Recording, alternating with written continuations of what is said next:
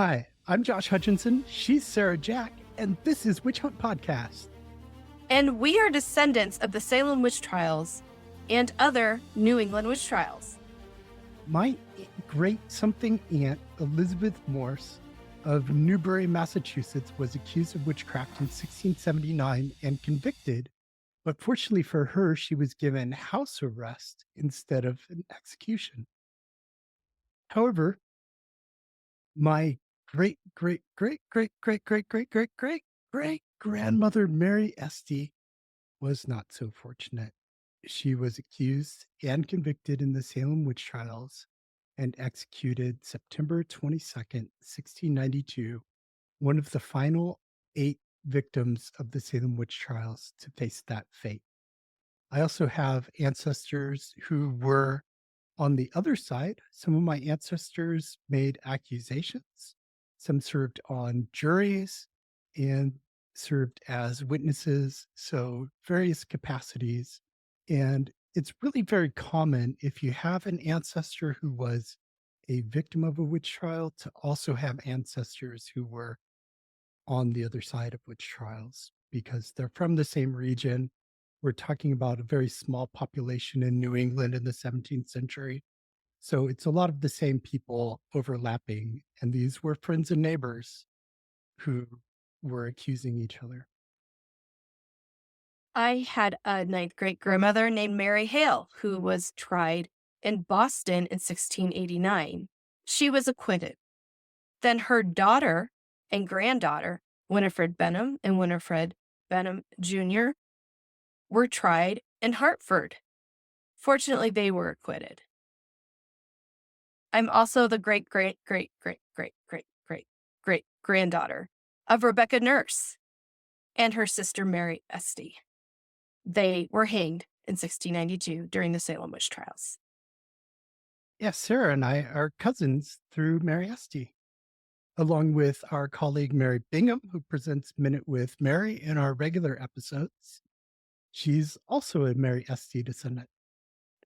And our ancestors who were part of early modern witch trials were just like us in many ways. They had the same hopes, fears, and community pressures that we experience today. The tragedy that is in witch trials is there are no winners. Both accusers and accused suffer devastating consequences. Everyone lost in these situations. Families were torn apart, communities fractured, and innocent lives ruined. And here's something you may not realize. Because witch hunting was so prevalent throughout history, many of you listening right now are likely descendants from families touched by witch hunts.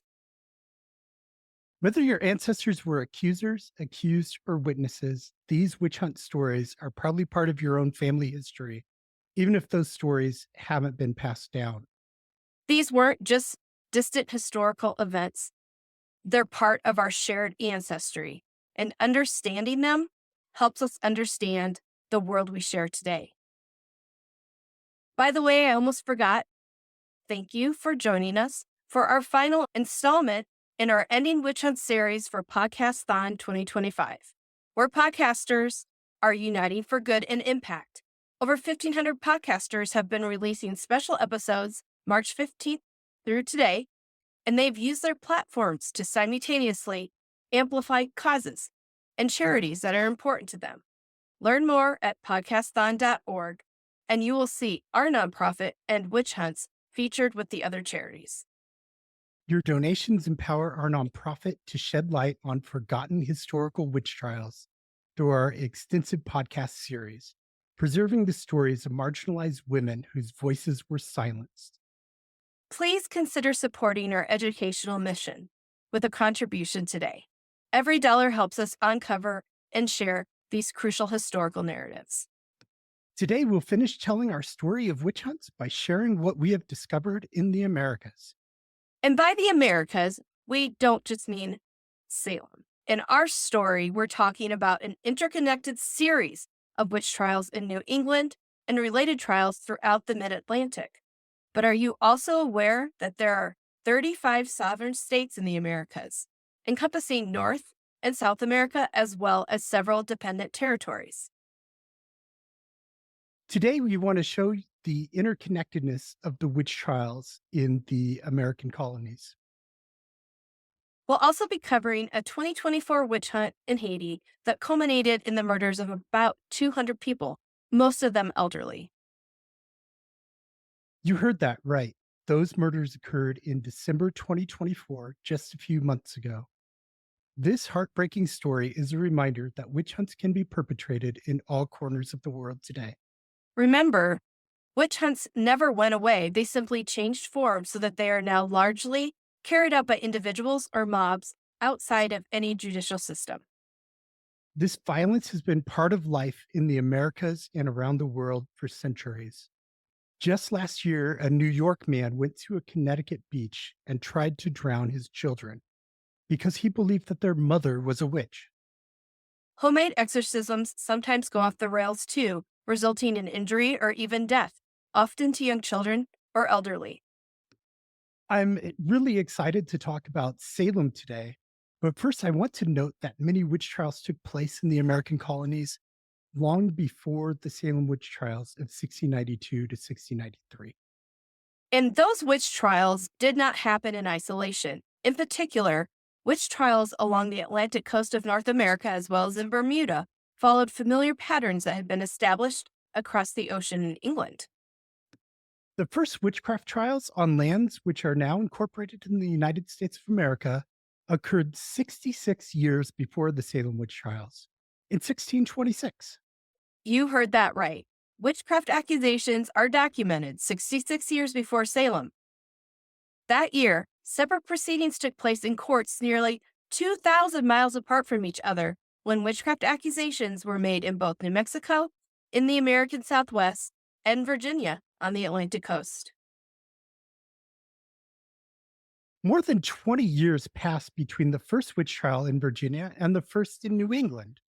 The trial of Alice Young took place in Hartford, Connecticut in May 1647, and she was hanged May 26, 1647, the first person hanged for witchcraft in British North America. She was finally acknowledged and absolved in 2023. Her trial was quickly followed by a spate of trials in both Connecticut and Massachusetts, with victims also residing in what is now New Hampshire. By the way, if we leave you hungry for more details today, our dedicated history episodes reveal seemingly bizarre accusations that turn neighbors into suspects and whispers into death sentences. Go download those now to discover the full, shocking stories. I have a by the way, too. Witchcraft accusations were happening everywhere else in the world at the same time. That is so true. Following the Connecticut case of Alice Young in 1647, 1648 saw the hanging of Mary Johnson in Hartford and the hanging of Margaret Jones in Boston. The next 4 executions came in 1651 when Alice Lake was hanged in Boston, Goodwife Bassett was hanged in Stratford, Connecticut, and Joan and John Carrington were hanged in Hartford. By the way, Goodwife is not a first name. Goodwife is a title, literally just means you're supposed to be a good wife. It was the counterpart of the male goodman, good man. We don't know Goodwife Bassett's first name. It was omitted from the records. Yeah, unfortunately. Another detail omitted from the record was the execution date for Elizabeth Gindle, who was hanged in Boston sometime between 1647 and 1651. Then in 1653, Goodwife Knapp was hanged in Connecticut. The following year, Lydia Gilbert was hanged in Hartford. In 1655, the first witch trial acquittals happened in Connecticut and New Haven colonies, when Elizabeth Godman and Goodwife and Nicholas Bailey were pronounced innocent by their trial juries. This marked the beginning of a calm period in those colonies when nobody was executed for witchcraft until the Hartford witch panic broke out in 1662. Unfortunately, the calm was a bit delayed in Massachusetts as Anne Hibbins was hanged for witchcraft in Boston in 1656. However, after that execution, Massachusetts did not hang anyone for witchcraft for 32 years. Salem has not happened and will not happen for almost 40 more years. But isn't this already too much injustice? Yes, it was. Witchcraft accusations did not completely go away during the calm periods, but juries and magistrates were less inclined to convict due to the difficulty in bringing in solid evidence of diabolical acts.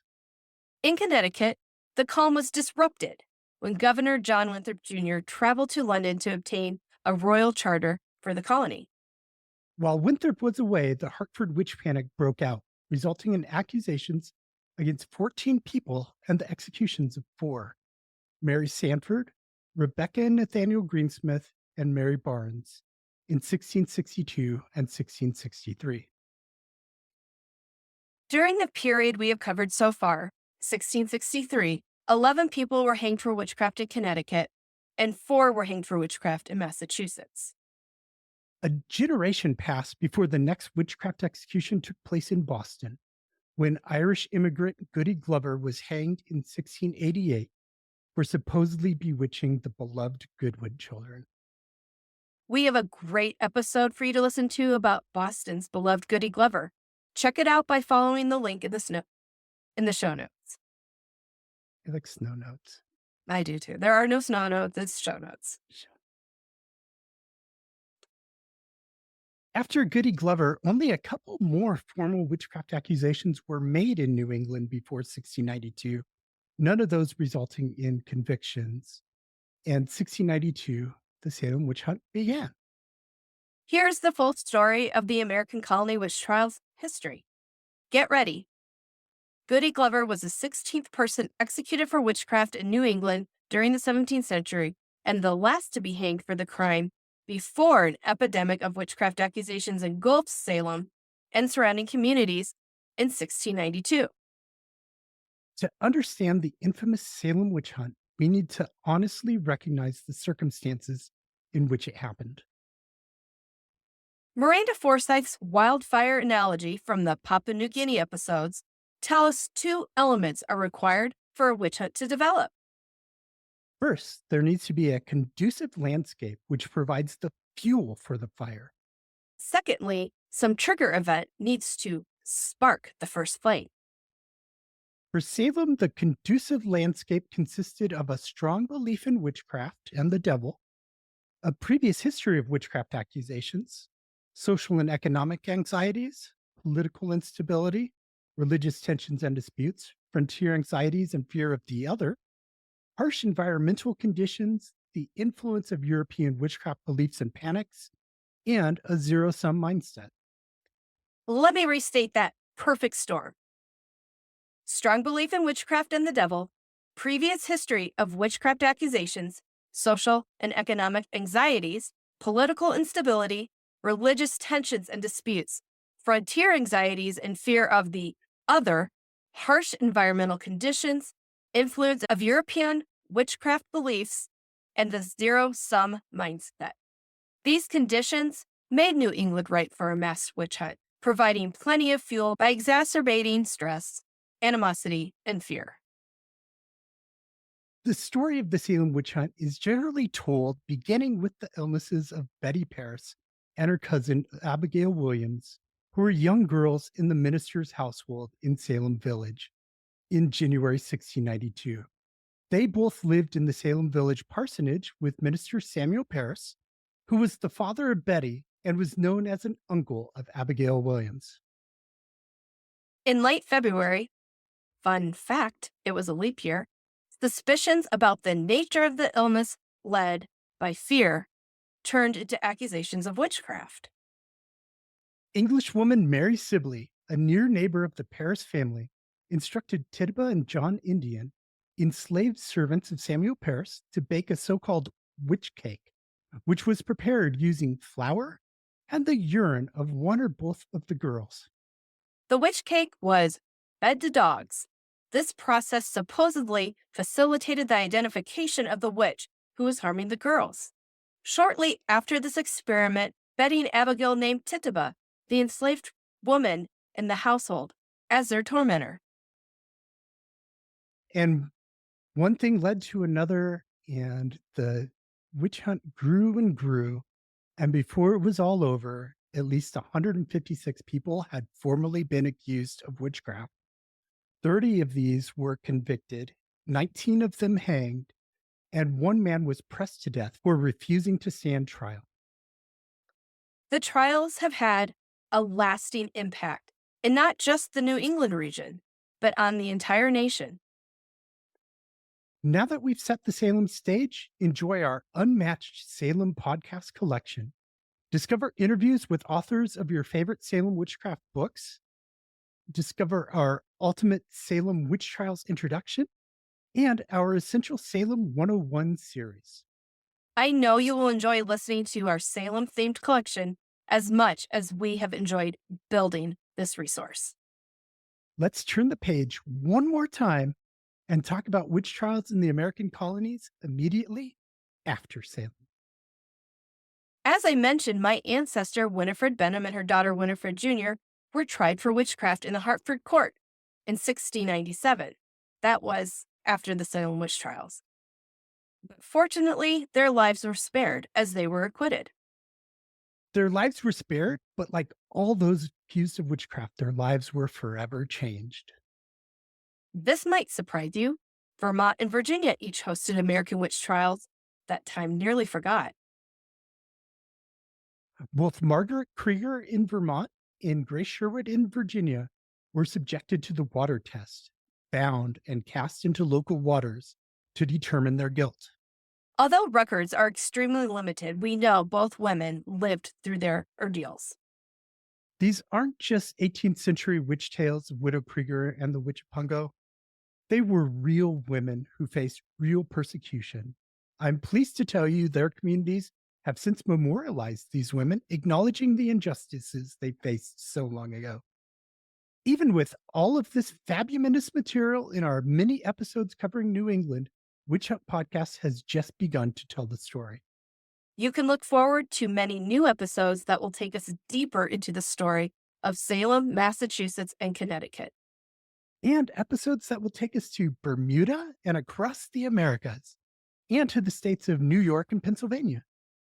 Today, we have given you an overview of witch hunting in the Americas. For more detailed information, please check out our expert interviews and our 101 episodes. You'll find links to our playlists in the show notes. And look for more upcoming episodes about the Americas in upcoming months.